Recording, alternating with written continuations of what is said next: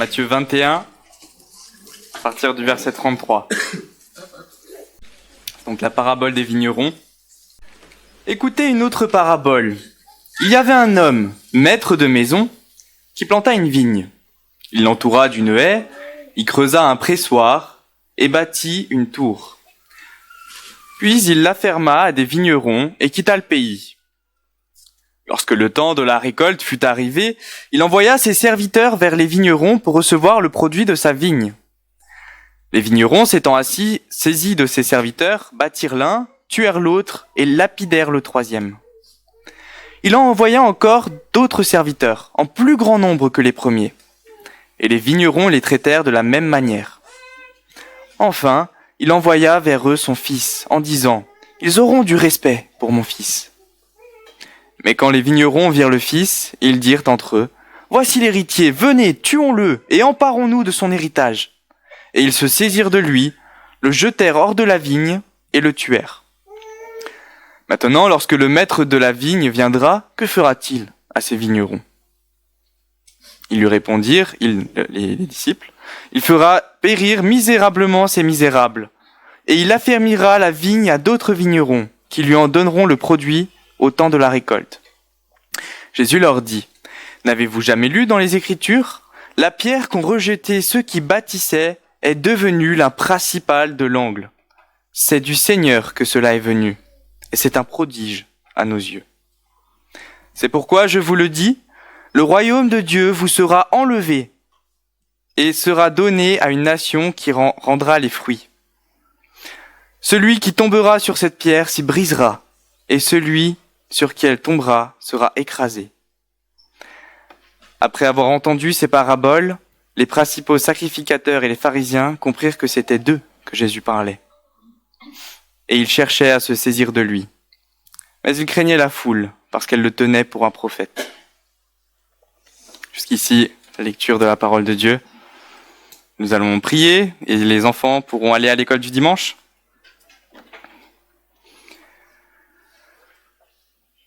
Notre Dieu, notre Père, nous voulons maintenant te remettre la prédication. Seigneur, nous savons toutes les peines qu'il y a pu avoir cette semaine, toutes les préoccupations, Seigneur, que tu puisses libérer nos esprits et nos cœurs de toutes ces préoccupations et nous rendre attentifs à ce qu'il va être dit, que tu puisses nous rendre réceptifs, nous donner un cœur, Seigneur, qui soit du bon terreau pour y planter, Seigneur, ta semence et produire du fruit qui te rend gloire. Seigneur, sois encore avec notre frère qui va nous apporter ta parole, que tu puisses, Seigneur, loindre de ton esprit, que tu puisses parler avec vérité dans la joie et la paix. Que tu puisses encore aussi être avec Claire, Seigneur, qui sera à l'école du dimanche. Que tu puisses également loindre de ton esprit, Seigneur, et rendre les enfants attentifs et, Seigneur, oui, les toucher à salut. Sois béni, ô notre Dieu, je te prie au nom du Christ. Amen.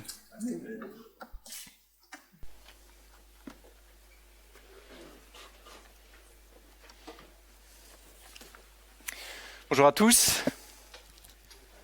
Christ est ressuscité. Il est vraiment ressuscité. C'est ce que nous fêtons ce matin. Mais si vous avez l'habitude de venir en ce lieu, vous savez que c'est ce que nous voulons faire à chaque fois, n'est-ce pas ? Ce que nous voulons faire à chaque fois. La croix de Christ qui forme notre espérance.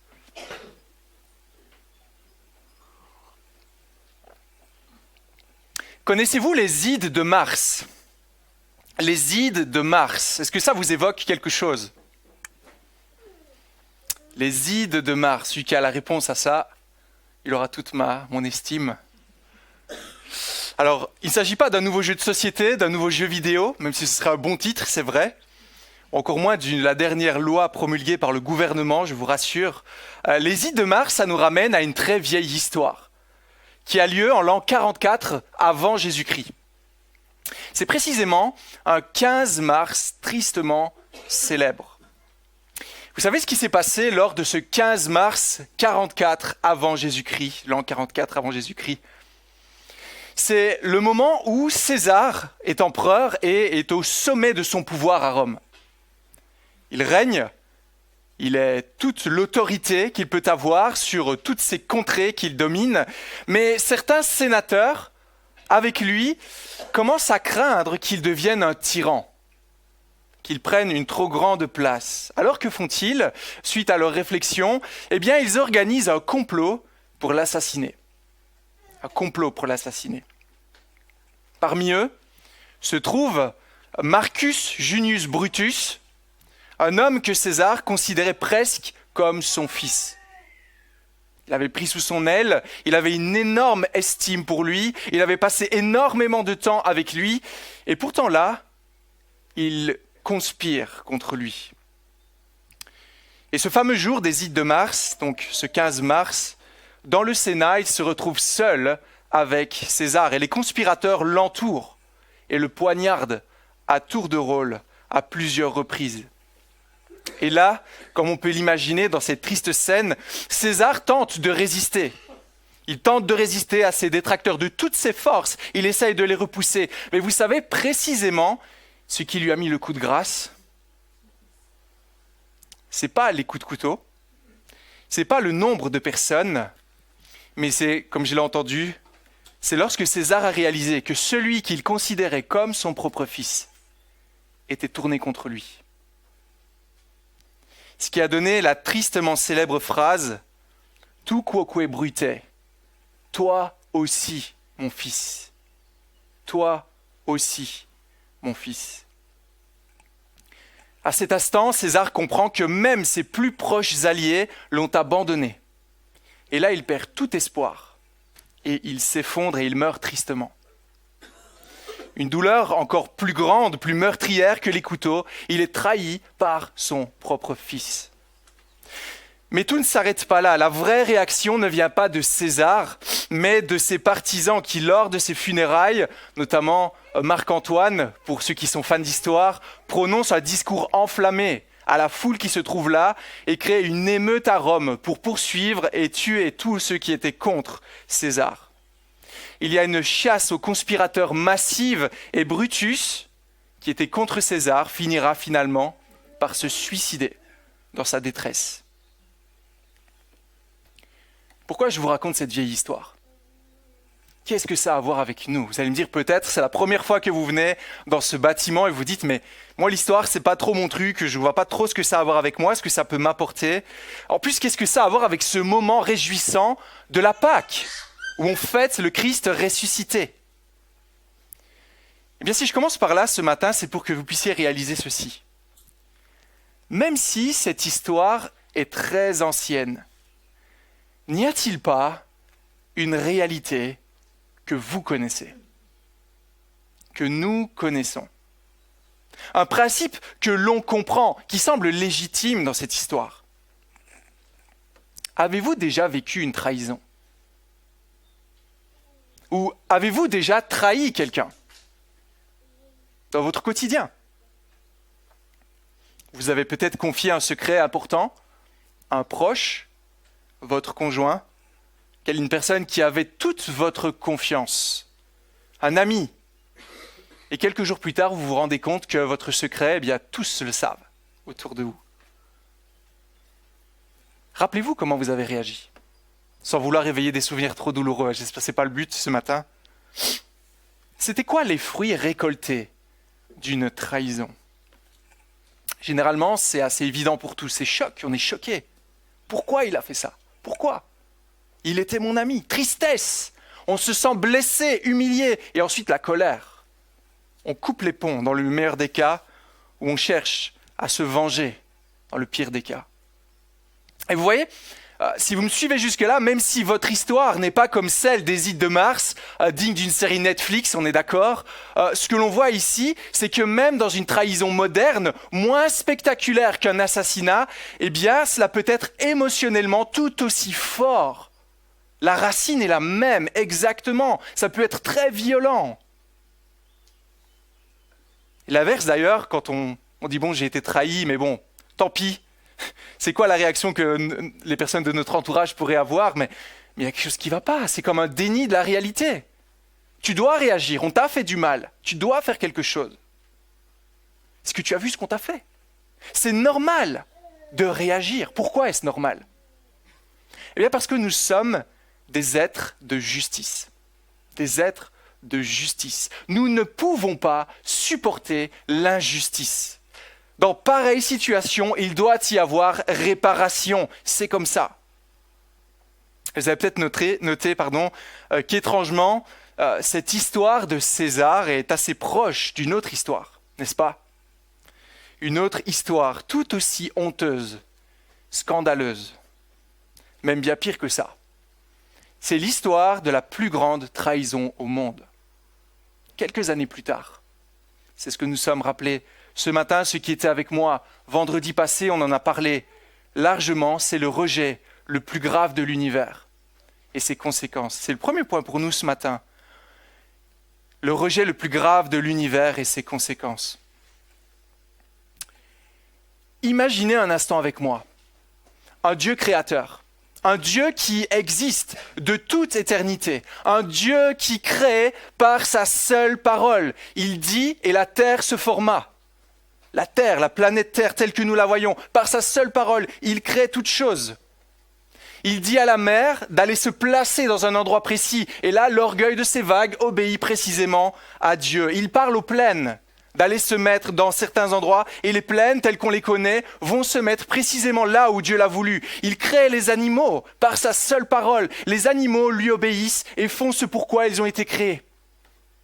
Il commande à plus de 300 milliards d'étoiles de notre galaxie, juste de notre galaxie, de former la Voie lactée. Il commande à plus de 2000 milliards, il faut s'accrocher, de galaxies, de prendre leur place dans l'univers que l'on connaît aujourd'hui. Et là, vous savez ce qui se passe? Eh bien, toutes ces galaxies s'inclinent devant l'Éternel et lui obéissent précisément et sans réserve. Ensuite, Dieu crée l'homme et la femme. Il les crée à son image. Il les aime, il les bénit, il les place dans un jardin merveilleux où ils pourront être heureux, avoir une relation proche avec leur Dieu, où il ne leur manquera de rien du tout. Et là, il leur demande de vivre une relation avec lui. Et là, que disent-ils? Non, ça ne nous intéresse pas. Non, on ne veut pas de toi. Hors de question de partager notre vie avec toi. Est-ce que vous pouvez imaginer ça? Mais j'aurais envie de vous dire, cessez d'essayer d'imaginer, parce que la Bible nous dit, tout au début, que c'est bel et bien ce qui s'est passé à l'aube de l'humanité. Genèse chapitre 3, lorsque l'homme a choisi de vivre sans Dieu, a choisi de vivre pour lui-même, n'écoutant que sa propre loi, que sa propre règle, en devenant lui-même le roi, en l'excluant de l'équation de sa vie, pour dire « c'est moi qui commande. Je sais mieux que toi-même ce qui est bon pour moi. » À votre avis, quelle devrait être la réaction de ce Dieu trahi par sa création? Quelle devrait être la réaction légitime par rapport même à ce qu'on vient de voir juste avant? On a une petite idée, n'est-ce pas? Et pourtant, Dieu, malgré tout cela, malgré cette trahison, a continué de vouloir nous aimer. Il a continué de vouloir nous servir. Il a fait cela pour notre bien. Il a voulu être proche de nous parce que dès la jeunesse, qu'est-ce qu'on voit? Eh bien que Dieu a prévu un descendant qui viendrait résoudre précisément ce problème qui nous rend tellement malheureux, le problème du péché de l'homme. Il va envoyer quelqu'un, celui qui sera de la descendance de la femme. Et ce que l'on voit ensuite, c'est que durant toute l'histoire de l'humanité, qu'est-ce que nous révèle la Bible? Nous voyons que Dieu met en œuvre son projet d'amour pour nous. Avec des textes parfois qui nous semblent un peu obscurs, un peu sombres, mais il nous donne sa loi. Il nous donne sa parole, afin que l'on sache ce que Dieu attend de nous, afin qu'on puisse vivre de la bonne manière, en sécurité. Il nous a donné des prophètes qui nous ont parlé de la part de Dieu. Il nous a donné le temple, pas ce bâtiment, mais dans l'Ancienne Alliance, on se comprend, le temple, qui était le lieu même de la présence de Dieu, un Dieu pourtant que l'univers ne peut contenir. Il a fait cela afin que nous puissions nous approcher de lui. Il a conduit son peuple, il l'a nourri, il l'a libéré de l'esclavage. Dans quel but? Afin que nous puissions vivre proche de lui. C'est le message de tout le livre de l'Exode. que Dieu puisse vivre parmi son peuple, parce que c'est ce qu'il veut de tout son cœur. C'est ce qui est bon pour nous. On a été créés pour cela. Mais ce projet n'a révélé qu'une seule chose. Laquelle ? Quel est le refrain qui revient encore et encore et encore à travers tout l'Ancien Testament ? La dureté du cœur de l'homme. La dureté du cœur de l'homme, qui malgré tous ces signes évidents de la présence de Dieu et de ses bons soins, ont continué de se tourner vers les idoles. Encore et encore et encore, les faux dieux, ce qui les rassurait, on ne voulait pas de Dieu. La même racine est là, la même racine demeure. Encore une fois, même refrain, quelle devrait être l'attitude juste de Dieu face à une humanité qui, alors que Dieu veut continuer de les aimer, persiste dans le mal, persiste de rejeter l'Éternel, continue de s'opposer à lui. Vous savez ce qu'on dit parfois ? Ok, c'est bon pour une fois. Mais maintenant, tu fais attention. Est-ce que c'est ce que Dieu a dit ? Qu'est-ce qu'il a pensé de tout cela ? Bien, Jésus nous l'a raconté dans la parabole que Douglas nous a lu en Matthieu 21, au verset 33. Un texte, peut-être vous êtes dit, mais c'est un peu sombre, n'est-ce pas, de parler de ça pour une fête de Pâques. Une parabole qui nous parle du désir de Dieu pour l'homme, qui nous expose sa patience, ses bons soins, son amour, toutes ses tentatives pour nous faire changer de direction, pour nous pousser à lui faire confiance, pour nous pousser à vivre pour lui, à travailler pour lui, à porter du fruit pour lui, et non juste pour nous-mêmes. Mais à la fin, que se passe-t-il ? On voit que l'être humain rejette même le Fils, celui qui ne veut pas de lui. Et ce qui est intéressant de voir dans ce passage, je ne sais pas si vous y êtes toujours, Matthieu 21, verset 33. 21.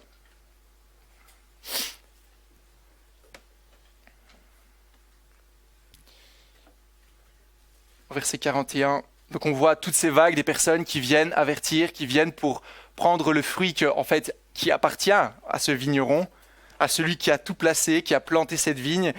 Et la conclusion de cette parabole, c'est pas Jésus qui la donne, mais c'est les vignerons eux-mêmes, c'est les pharisiens ici qui étaient là, ceux qui connaissaient la loi. Et qu'est-ce qu'ils répondent ? Il fera mourir misérablement ces misérables. La seule conclusion de l'homme face à la trahison de l'homme vis-à-vis de Dieu, c'est de périr misérablement. C'est eux qui concluent cela. C'est logique, c'est juste. Dieu doit punir. Il fera mourir misérablement ces misérables. Quoi de plus logique à un moment donné, quand on pousse le bouchon trop loin ? Voilà ce qui doit arriver. Alors bien sûr, ici, dans ce texte, Jésus s'adresse à tous ceux qui étaient enseignants en Israël. Vous dites, moi je ne suis pas pharisien, Mais en fait, le principe, il est le même pour nous tous. De ceux qui, par leur attitude, ont rejeté Dieu pour se mettre eux-mêmes en avant.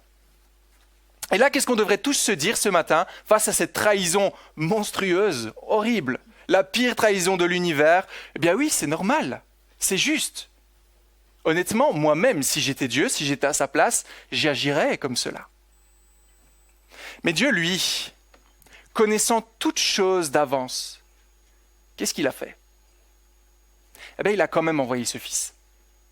Il a quand même envoyé ce qu'il avait de plus cher, son Fils unique. Il l'a envoyé sur terre. Celui qui était le roi de l'univers, par qui tout a été créé, vient sur terre dans l'humilité et la dépendance. Et pourquoi est-ce qu'il vient, ce Fils ? Pour mettre les points sur les i, redresser les bretelles ? Non ! Les évangiles nous en parlent. Pour aider, pour restaurer. On lit les évangiles, on voit le passage de Jésus partout où il va. Il fait reculer le royaume des ténèbres. Il chasse les démons, il guérit les malades, il enseigne comme nul autre. Il parle du royaume de Dieu, comment faire pour entrer dans le royaume de Dieu. Il ressuscite des morts. Mais comment est-il reçu ? Par l'une des plus grandes mascarades mises en place pour le mettre à mort comme un malfaiteur. Pourquoi ? Pourquoi l'homme, dès qu'il voit le Fils de Dieu arriver, agisse comme cela ? Parce qu'on ne veut pas de Dieu ici. On ne veut pas de Dieu en ce monde. Et on va revenir à cela parce qu'il y a une réalité universelle qui se trouve ici et dans notre cœur à chacun, comme dans le mien. Nous ne voulons pas de Dieu. Et vous vous rappelez à nouveau ce qu'on a dit dans l'intro ? Mettre à mort un innocent comme un malfaiteur. À quoi est-ce qu'on devrait s'attendre, n'est-ce pas ? Qu'est-ce que Jésus va faire en voyant qu'on l'a trahi encore et encore ? Je voudrais vous inviter à lire un autre texte avec moi. Matthieu chapitre 26.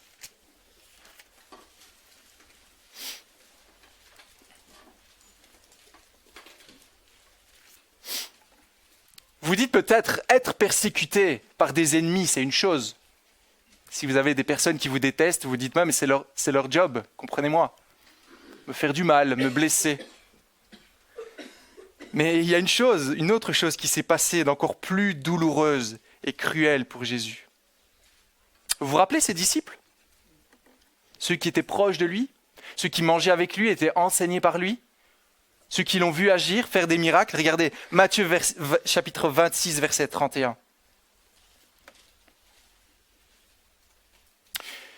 Alors Jésus leur dit, « Je serai pour vous tous cette nuit une occasion de chute, car il est écrit, je frapperai le berger et les brebis du troupeau seront dispersées. Mais après que je serai ressuscité, je vous précéderai en Galilée. » Pierre prenant la parole, donc un de ses disciples proches, pour ceux qui sont moins à l'aise avec ces textes, Pierre prenant la parole lui dit, « Quand tu seras pour tous une occasion de chute, tu ne le seras jamais pour moi. » Et Jésus lui dit, « Je te le dis, en vérité, cette nuit même, avant que le coq ne chante, tu me renieras. » Pierre lui répondit, « Quand il me faudrait mourir avec toi, je ne te renierai pas. » Et tous les disciples dirent la même chose. Là, on enfonce le clou encore, n'est-ce pas ? Ceux qui ne veulent pas de Dieu, de Jésus-Christ, sont contre lui, font des manigances. Mais là, on parle des disciples proches de Jésus. Pouvez-vous seulement imaginer un instant la tristesse de Jésus lorsqu'il a vu Pierre, celui qui était le disciple le plus fervent, dire à cette petite servante, jurant au nom de Dieu, « Je ne le connais pas. Je ne le connais pas. Je n'ai rien à faire avec lui. » Trahison, trahison. La tristesse de voir tous ses disciples d'étaler, l'abandonner au moment où il avait le plus besoin d'eux, au moment où son angoisse était énorme au jardin de Gethsémanée, là où il a transpiré des grumeaux de sang. Les soldats arrivent et tous s'en vont et le laissent seul. Jésus abandonné de tous, même de ses amis proches, trahi, placé finalement sur une croix de manière injuste. Là, il souffre le martyre et trouve finalement la mort. Qu'est-ce qu'on pense de ça ? Que pensez-vous honnêtement de cette histoire ? Quelle trahison impardonnable ! Quelle trahison impardonnable ! Même un homme pourrait s'imaginer la réaction qui aurait pu se passer. Mais qu'en est-il de la suite ? On connaît la suite, n'est-ce pas, de cette histoire ? Jésus ressuscite. Jésus revient à la vie. Jésus, plus fort que la mort, 3 jours plus tard, vient à la vie. Mais à votre avis, avant d'aller trop loin, avant d'aller trop vite, quelles devraient être les conséquences pour tous ceux qui ont participé à cette mascarade ? Ceux qui étaient soi-disant ses amis proches et l'ont abandonné. Quelle devrait être l'attitude de Jésus ? Rappelez-vous César. Rappelez-vous votre propre histoire. Et que va leur dire Jésus ? Que devrait-il leur dire ? Oh là, quel échec. Là, les gars, vous m'avez vraiment déçu. Là, il va me falloir du temps pour vous revoir. Je vous ai parlé d'un salut, mais honnêtement, là, vous êtes allés trop loin. Vous vous êtes montré bien minable. Est-ce que c'est ça que Jésus dit lorsqu'il ressuscite ? Quelle est la première chose que le Dieu de l'univers, revêtu d'un corps ressuscité, dit à ses disciples coupables de l'avoir trahi, renié, abandonné ? Jean chapitre 20, verset 19. Et je vous invite à le prendre avec moi. Jean chapitre 20, verset 19.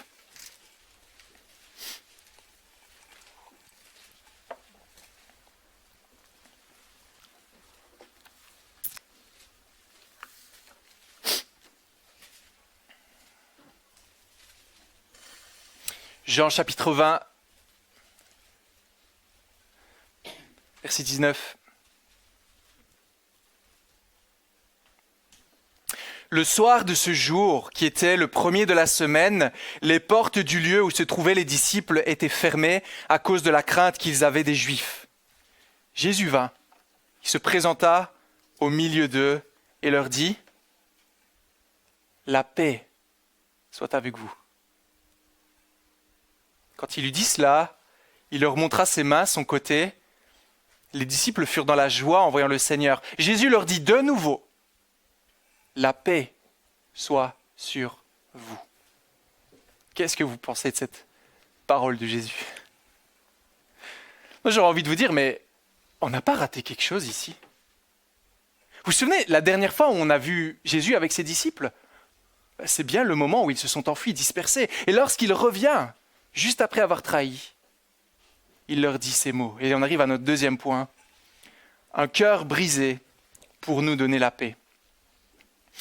Quel est l'effet que ce message de la Pâque, la résurrection de Jésus, doit avoir sur tous ceux qui entendent ces paroles ?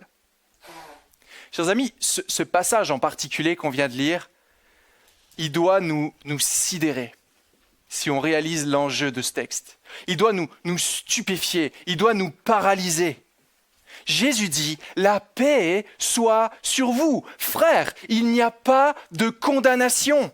Et il fait ça à 2 reprises pour être sûr que ce soit bien clair. Il ne s'est pas trompé. La paix sur eux. Imaginez entendre ces mots après l'avoir ouvertement trahi. Et d'ailleurs, justement, dans l'introduction, je vous ai demandé si vous aviez déjà trahi quelqu'un. Avez-vous déjà été trahi ou avez-vous déjà été trahi par quelqu'un ? Et là, peut-être certains d'entre vous, en eux-mêmes, se sont dit « Non, moi, j'ai jamais fait ça et honnêtement, je le ferai jamais. Moi, je suis pas comme ça. C'est pas mon tempérament. Moi, je suis quelqu'un de fidèle, de sérieux. » Sachez ceci ce matin. Qui que vous soyez, sachez ce que la Bible dit de l'être humain, du cœur de l'homme. Nous avons tous agi, en fait, comme Pierre, comme les disciples, comme Judas, dont on n'a pas parlé. Comment ça ? Simplement ne voulant pas que Jésus soit le roi de notre vie, mais nous-mêmes. Toutes les fois où nous avons dit, même à l'intérieur de nous-mêmes, c'est ma vie. Moi, je ne veux pas écouter Dieu. Moi, il n'a rien à me dire. Qu'est-ce que ce vieux livre d'il y a plus de 2000 ans peut m'instruire aujourd'hui pour ma vie ? Mais parfois, c'est même plus subtil. Certains peuvent dire « Ah, moi, j'aime Jésus, j'ai aucun problème avec lui », mais au fond, mènent quand même leur vie comme ils l'entendent. Je trouve quand même mon plaisir dans mon péché. Je ne veux pas changer. Je ne veux pas l'écouter. Et nous sommes tous comme cela, vous et moi. C'est la réalité de notre cœur. Depuis notre venue en ce monde, nos actes concrets de chaque jour attestent cette réalité. Toutes nos mauvaises pensées, tous nos jugements, tous nos mensonges, aussi petits soient-ils, attestent ce qui se trouve au fond de nous. Une rébellion contre le Dieu saint. Et donc si vous voyez cela en vous-même, comprenez-vous ce que dit l'Évangile ? Si nous voyons cela, eh bien, ça signifie que notre trahison n'est pas bien différente de la torture que les soldats romains ont infligée à Jésus. Sur la croix, avec cette couronne d'épines, avec leurs clous, avec leurs coups de fouet. La torture de voir Judas s'éloigner pour accomplir son projet. La torture de voir Pierre, si zélé, se détourner de lui pour sauver sa vie. Voilà, vous allez me dire, est-ce que tu n'exagères pas un peu quand même ? N'est-ce pas un peu excessif de dire cela ? Rappelez-vous alors, pourquoi Jésus est-il sur cette croix ? Pourquoi il est sur la croix ? La parole nous dit qu'il est sur la croix pour le péché du monde, pour payer pour le péché du monde. Donc ça signifie pour votre péché et pour mon péché. Ça, c'est les raisons précises qui l'ont amené là. Ok Valentin, j'entends bien ça, mais moi je me sens pas proche de Jésus. Tu dis que je l'ai trahi, mais je vois pas en quoi ça me concerne. Moi j'ai rien demandé, je suis en ce monde, je vis ma vie, j'essaie de déranger le moins de monde possible, et je vois pas pourquoi j'aurais trahi ce Jésus dont tu parles. Si vous pensez cela ce matin, ça signifie que vous n'avez rien compris à la réalité de notre monde. Nous appartenons à Dieu, nous sommes sa création, et quand nous le rejetons, c'est simplement comme si nous voulions le poignarder comme César, pour devenir roi à sa place. Lui qui était pourtant notre Père, qui voulait notre bien, c'est comme si nous l'avons complètement rejeté. Bien sûr que si vous êtes proche de Dieu, bien sûr que si, nous sommes tous proches de Dieu. Et vous voulez savoir une chose? Dieu veut être proche de vous. Dieu veut être proche de vous. Dieu veut cette relation avec vous, qui que vous soyez, quoi que vous ayez fait ce matin. Comment ça, Dieu veut une relation avec moi? Comment je peux être sûr que ce Dieu-là m'aime et agit aujourd'hui? Eh bien, c'est la raison pour laquelle il a accompli tout ce que nous sommes en train de nous rappeler ce matin. Vous savez, son sacrifice à la croix, ce n'est pas une erreur. On l'a lu, Jésus savait qu'il allait ressusciter, il savait qu'il allait mourir. Tout était prévu minutieusement. Vous voyez, ici, on n'est pas en train d'annoncer la victoire du mal sur le bien, mais si Jésus a accepté de se laisser dépouiller, c'est pour que nous puissions être sauvés. Car que se passe-t-il sur cette croix? C'est là précisément que Jésus prend la colère que nous méritons à cause de nos fautes, de nos péchés. Vous voyez cette colère qui doit s'abattre sur tous ceux qui l'ont trahi. Cette juste colère que nous comprenons tous, parce que Dieu est juste. Eh bien, Jésus est venu et l'a pris sur lui-même. Et je vous lis rapidement 2 Corinthiens 5 qui nous parle de cette réalité-là. Il nous dit au verset 21,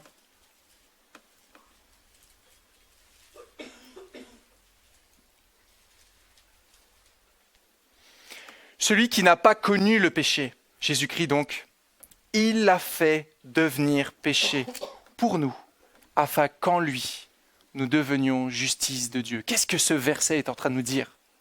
Lui qui n'a pas commis de péché, il l'a fait devenir péché. Mais comment a-t-il pu devenir péché? En portant justement nos fautes. Toute cette rébellion, toute cette trahison a été sur Christ. Et là où la colère de Dieu devait nous tomber dessus, nous écraser, nous détruire pour l'éternité, eh bien elle est tombée, elle a été déviée et tombée sur Christ. Il sait très bien que vous l'avez trahi. Il sait que même encore après ce temps, ce matin, vous le trahirez encore. Il sait que nous lui serons infidèles. Il sait que nous ne pourrons jamais obéir parfaitement à toute sa loi. Il sait que nous sommes esclaves du péché, prenant plaisir à nous détruire. On a vu dans les études bibliques que le monde gît dans les bras du diable. On est bien, on est là dans notre péché. Mais malgré notre péché, lui demeure fidèle. Et à tous ceux qui veulent l'entendre, il veut leur dire « Paix soit sur vous, la paix soit sur vous ». C'est quoi cette paix? La paix sur moi, qu'est-ce que ça m'apporte d'avoir la paix de Jésus? À nouveau, Jésus par sa mort et sa résurrection a mis un terme au péché. Tout est accompli, tout est terminé. Tout péché est couvert par le sang de Jésus. Toute culpabilité, toute condamnation est enlevée. C'est ça qu'elle signifie cette croix. Sur cette croix, il y a eu un échange glorieux qui n'aurait jamais dû avoir lieu et qui nous montre à quel point Dieu nous aime au point de donner sa vie à notre place. Il nous a donné sa vie afin que quiconque croit en lui ne meure pas, mais ait la vie éternelle. Savez-vous à quel point Dieu vous aime? Savez-vous à quel point Dieu veut vivre une relation avec vous? Regardez à la croix. Regardez ce qui s'y passe. Regardez à l'Évangile. Ça, c'est le seul moyen d'accéder au Père, le seul moyen suffisant, le seul moyen fiable. Pourquoi? À nouveau, qui est celui qui meurt sur cette croix? C'est Dieu lui-même qui est descendu et qui paye de sa vie.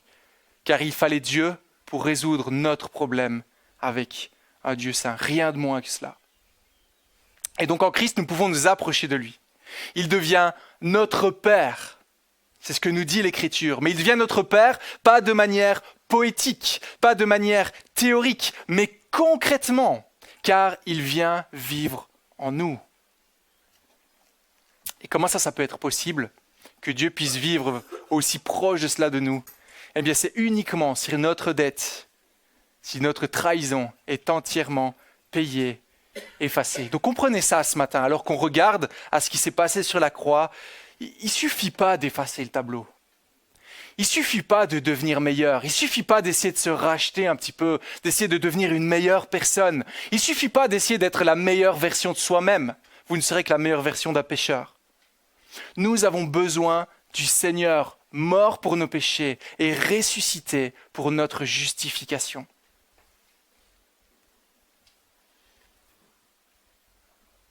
Certains vont peut-être se dire, mais c'est super. J'accepte Jésus donc, ce matin, ici dans cette salle. Il meurt pour mes péchés, puis je peux continuer à vivre comme je l'entends. C'est ça que tu es en train de me dire. C'est super.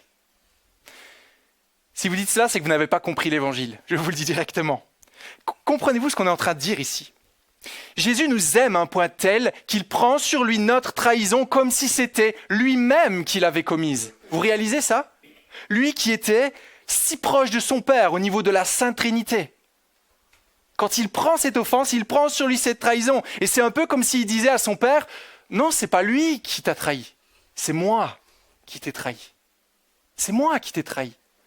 Le jugement, la punition doit tomber sur moi. Lui, il n'a strictement rien fait. Lui, il est en paix. Mais c'est moi qui dois prendre toute cette peine. Et voyez, si vous comprenez réellement ce message et toute l'horreur de la peine qui se trouve ici, allez-vous simplement l'accepter comme un ticket de boucherie et continuer à vivre votre vie ? Non, on ne peut pas. On ne peut pas. Allons-nous simplement vivre en continuant de trahir Dieu, comme nous on l'entend, sans écouter le Seigneur ? C'est impossible. C'est impossible, car Jésus est mort, prenant la colère que nous méritons, et on ne pourra pas continuer de vivre comme si cela n'était rien. Bien sûr, il ressuscite pour prouver au monde que tout est accompli, que ce sacrifice est bien valable, qu'il n'y en a pas d'autre. Mais il y a un dernier point par lequel il faut passer. C'est un point que j'ai appelé un amour qui transforme tout notre être. Un amour qui transforme tout ce que nous sommes. Alors, au début de cette rencontre, je vous ai raconté l'histoire de César. Et j'aurais envie de vous poser la question, quel est l'effet que cette histoire a eu sur vous ? Peut-être certains, honnêtement, se diraient ouais, moi j'aime pas trop l'histoire, j'ai pas trop accroché. D'autres, peut-être, vont s'endormir moins bêtes ce soir. Les Ides de Mars, un bon mot à placer dans le Scrabble, je sais pas, à vous de voir. Peut-être d'autres, rien du tout. Maintenant, quel est l'effet que l'histoire de la mort, de la résurrection de Jésus doit avoir sur ceux qui l'entendent réellement ? C'est quoi l'effet que ça doit avoir ? Qui que vous soyez ce matin, si vous entendez ce que je suis en train de vous dire, si vous entendez ce que dit la parole, et si vous comprenez le message de l'Évangile, sachez une chose, ce message doit vous transformer. En tout cas, il ne vous laissera jamais tel que vous êtes. Jamais. Il y en a sans doute qui se disent, c'est super Valentin, tout ce que tu dis là, cette espérance incroyable qui est là, cette éternité à portée de main en plaçant notre confiance en Christ, mais moi, honnêtement, j'aime ma vie comme ça. J'ai pas envie d'arrêter de pécher. J'aime ce péché. Et moi, j'ai l'impression qu'être chrétien, c'est qu'une série de règles à respecter. J'ai l'impression que c'est passer à côté de la vie que d'être chrétien. À ça, je vous répondrai cela. C'est par cette question-là. Quelle est la différence entre un planeur et un avion ? Bizarre hein, comme réponse. C'est quoi la différence entre un planeur et un avion ? Vous voyez ce que c'est un planeur hein ? Ah. Un planeur, on le prend, on le place tout en haut et on dit « vas-y, vole ». Et certaines personnes pensent que la vie chrétienne, c'est comme ça. Jésus a donné ta vie pour toi, vas-y, vole maintenant, fais tous tes efforts. Mais qu'est-ce qui se passe avec le planeur ? De temps en temps, il monte, hein, oui, parce que j'en vois certains qui vont me dire « ouais, les courants ascendants, oui, oui ». Mais finalement, qu'est-ce qui va arriver ? Il va s'écrouler au sol, n'est-ce pas ? Enfin, on peut atterrir avec douceur. Hein. Mais un avion, qu'est-ce qu'il a de particulier un avion ? Quelle est la différence fondamentale ? Il a un moteur qui permet de prendre une direction, qui permet de monter, qui permet de descendre, peut-être pour mieux remonter, qui permet d'aller vers une destination. C'est un peu ce qui se passe dans la vie chrétienne. C'est quoi le moteur de la vie chrétienne ? C'est quoi ce qui doit nous motiver ce matin ? Chrétien ou non ? Oui, ne plus faire le mal, ne plus faire le mal. Ou faire des efforts, essayer d'être plus gentil avec mon voisin ou avec ma maman. Aller à l'église, C'est ça qu'un chrétien doit faire, n'est-ce pas? Lire la Bible. Lire la Bible, ça je suis sûr que c'est la bonne réponse. Prier. Obéir à Dieu. Attention, je ne suis pas en train de dire que tout ça c'est mauvais. Mais ça c'est juste les deux ailes de l'avion. De quoi est-ce qu'on a besoin? On a besoin du moteur. Et ce message extraordinaire de l'amour de Jésus qui vient sauver et qui vient donner la paix à ses ennemis, ça c'est le moteur. En voyant un tel message d'amour d'un Dieu qui vient sur terre en pensant à vous de toute éternité, avant même votre venue au monde, se disait, moi, je vais venir et je vais donner ma vie pour lui. C'est à lui que je pensais quand j'étais en train de donner ma vie sur la croix. Ce message, voyez-vous ce que ça va produire en vous? Tout sera transformé. Tout sera transformé. C'est même ce qu'on voit dans la suite de notre texte, là où Jésus dit « La paix soit sur vous », mais je ne vais pas prendre trop de temps ce matin. Jésus revient et dit « La paix soit sur vous ». Et qu'est-ce qui se passe après? Il souffle sur eux « Recevez mon Saint-Esprit ». Et là, qu'est-ce qu'ils font les disciples? Ils parlent de Jésus à tout le monde, ils sont transformés. Alors que là, ils avaient peur, ils étaient enfermés. Enfermés, ils avaient peur des Juifs. Vous savez ce que c'est l'Évangile? Ce n'est pas un moteur d'avion. C'est un réacteur de fusée. C'est un réacteur de fusée qui nous propulse auprès de Dieu. Et quand on comprend ça, et c'est pour ça que j'ai dit tout au début, on se le rappelle particulièrement aujourd'hui, mais à chaque rencontre, on veut se rappeler de ce que Christ a fait pour nous. Parce que c'est ça qui va nous motiver à vivre pour lui. C'est ça qui va nous motiver à nous lever le matin, à renoncer à nos vies, à renoncer au péché pour vivre pour sa gloire. Ce n'est pas le moralisme. Attention, ça n'aide pas. Ça ne fait rien. Valentin, mais honnêtement, tu ne connais pas ma vie. Et moi, quand tu me racontes tout ça, je me sens vraiment indigne de tout cela. Indigne d'un tel amour. Je sais les mauvaises paroles que j'ai, les mauvaises choses que je regarde sur Internet, dans les films. Je connais les mauvaises pensées de mon cœur encore à cet instant. Moi, je vais vous répondre ça. Vous sentez-vous indigne de l'amour de Jésus-Christ? Eh bien, vous savez quoi? C'est justement là que vous devez être pour recevoir sa grâce. C'est justement là que vous devez être. Vous sentir indigne, vous sentir sale, vous sentir sans force. Peu importe la gravité de votre péché, peu importe ce que vous avez fait ou ce que vous continuez de faire. Si vous réalisez la noirceur de votre cœur et votre besoin de Jésus, eh bien, il peut vous sauver. Pourquoi? Parce que c'est pour ça qu'il est venu. C'est pour ça qu'il est venu. Il est venu pour ce péché, tellement honteux que vous faites dans le secret. Et il nous dit, tel que tu es, moi, je t'aime. Sache que moi, j'ai donné ma vie pour toi. Alors viens à moi. C'est ça qui va vous transformer. Comprenez ça. Le sang de Jésus versé à la croix, sa résurrection, sont bien plus efficaces pour vous réconcilier avec Dieu que votre péché pour vous éloigner de lui. N'est-ce pas? J'arrive à la fin. Qu'est-ce que ce message de la Pâque nous rappelle? Que c'est lui qui a tout accompli. C'est lui qui a tout accompli. On voit un homme sur une croix. Vous étiez où? J'étais où à ce moment-là? Nulle part. Au mieux dans mon péché. Il n'y a rien qu'on puisse faire. C'est lui qui a dit « tout est accompli ». Il n'a pas dit « tout est accompli, mais maintenant tu fais un effort ». Non. Donc ne cherchons pas à produire une quelconque attitude. Ne cherchons pas à devenir quelqu'un d'autre, à avoir une apparence religieuse ou autre. Non. À mériter l'attention de Jésus d'une manière ou d'une autre. Qu'est-ce qu'on doit faire avec un tel message? Aller toujours plus vers lui. Toujours plus vers lui. Ça, c'est le principal de la vie chrétienne. Que vous soyez non chrétien ce matin, vous devez comprendre ça. Que vous soyez chrétien depuis 1 heure, 10 minutes, 1 minute ou depuis 60 ans. C'est ça qu'on doit faire. Aller toujours plus vers lui. Regarder toujours plus à lui. Voir ce qu'il a fait pour nous. C'est ça qui transforme. C'est ça qui nous aide à avancer. Comprenez-vous ce que cette croix signifie? Comprenez-vous ce que cette résurrection signifie? Comprenez-vous qu'en Christ seul, vous avez la vie? Vous vous rappelez la phrase tristement célèbre que César a prononcée juste avant le coup de grâce? Toi aussi, mon fils. Sous-entendu, toi aussi, mon fils, tu m'as trahi. Eh bien, à chaque infidélité, à chaque péché, la seule motivation que nous avons, la seule vie que nous avons, c'est de courir toujours plus proche de lui.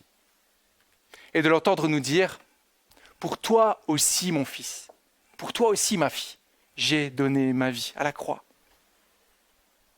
Alors si vous voyez le péché dans vos vies, courez à Christ. Courez à Christ. Si vous voulez une relation plus intime avec Jésus-Christ, courez à Christ. Si vous voulez cette paix dont on a parlé, qui surpasse toute intelligence, tout ce que le monde nous propose, courez à Christ.